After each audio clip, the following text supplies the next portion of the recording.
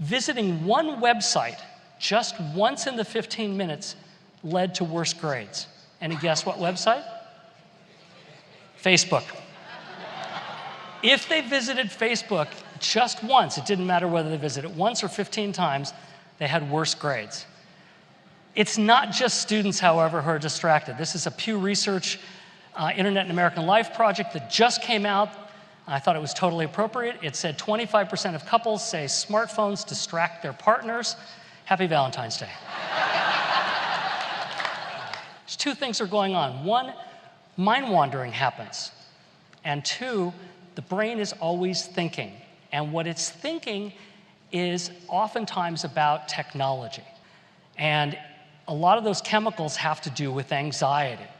Just a few statistics for you. 2/3 of all teens and young adults check their smartphones every 15 minutes or less. Even if they don't have an alert, a notification, they check them anyway. Half of those get anxious if we don't let them check in, and I'll give you a study that shows that. 3/4 of teens and young adults sleep with their phone with the ringer either on or on vibrate, right next to their bed. And lest we think adults don't do that, half of all adults use their smartphone as an alarm clock. Not a very good idea. If it's your alarm clock, you get up in the middle of the night, you look at the time, and all of a sudden you get notifications and alerts coming in, and it affects your brain, and it keeps you awake. Has anybody ever felt their pocket vibrating?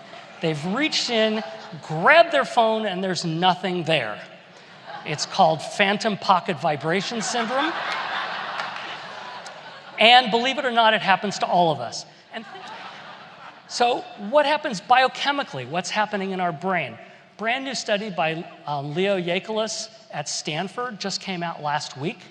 And what he did is he put a device on people's computer screen that assessed what they were looking at any given instant and when they switched from one screen to the next.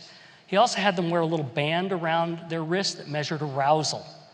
So first of all, he found that they switched from one screen to the next every 19 seconds. Every 19 seconds. That's astounding. And the most common switches, 1 in 4 switches, were either to email, where they spent only 40 seconds, just like bip over to email, check it quickly, or to Facebook, where they spent 78 seconds. But what happened to the arousal, which I think is much more interesting? On this graph, what you see is in the very middle is when they switched, and they measured before they switched and after they switched. Right here, at about 12 seconds before they start to switch, arousal starts to increase. Look at this. 25 seconds before switching from work to entertainment, your arousal level starts to go up. So people are starting to get excited 25 seconds before. How can you be working when part of your brain 25 seconds before is already getting excited about switching to Facebook, a video, or games? We're also starting to learn from neuroscience, and some of these studies are in need of replication, but I'm going to try to summarize some of the things that we have learned that we know. For example, if you have more social network friends, more Facebook friends, more Instagram, whatever, people with more social network friends show an increased size of both their hippocampus, which is the seat of memory, and their amygdala, which is the seat of emotions. People who are gamers, and most of the gaming research, by the way, is done in Asia, show increased activation in the striatum, which is the risk-reward area, where you're weighing the risks and reward possibilities. Violent game players show increase in areas related to aggression, but also decreased emotions in the amygdala. And web addicts show increased overall activity across their entire brain, but the efficiency of the neurotransmission is not very good.